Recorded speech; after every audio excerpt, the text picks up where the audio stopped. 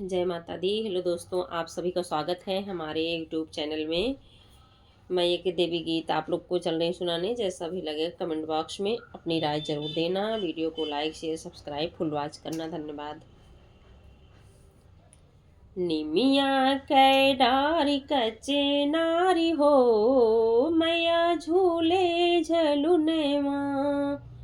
झूले झलुने माँ हो, झूले झलुने माँ। निमिया कै डार कच्चे नारी हो, मैया झूले झलुने माँ। झूले झलुने माँ हो, झूले झलुने माँ। कवन फूले आसने कवन फूले बासने, कवन फूले आसने कवन फूले बासने। कवन फूले लिहले सिंगारी हो, मैया झूले झलुने माँ। कवन फूले लिहले सिंगारी हो, मैया झूले झलुने माँ। निमिया कै डारी कच्ची नारी हो, मैया झूले झलुने माँ। बेल फूले आसन चमेली फूले बासन, बेल फूले आसन चमेली फूले बासन।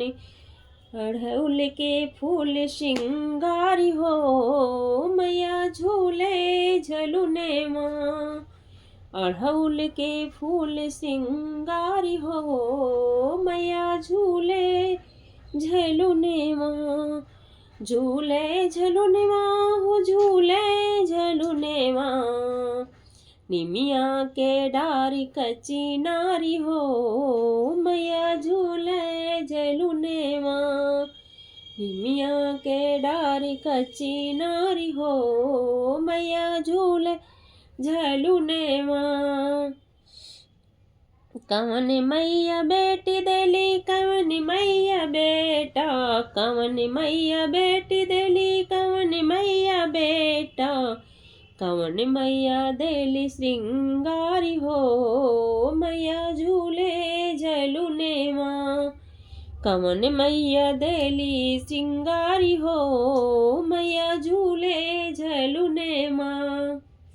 निमिया के डारी कच्ची नारी हो, मैया झूले झलुने माँ। झूले झलुने माँ हे, झूले झलुने माँ। निमिया के डारी कच्ची नारी हो, मैया झूले झलुने माँ। शीतला मैया बेटा देली काली मैया बेटी, शीतला मैया बेटा देली शीतला काली मैया बेटी। दुर्गा मैया देली श्रृंगारी हो, मैया झूले झलुने माँ।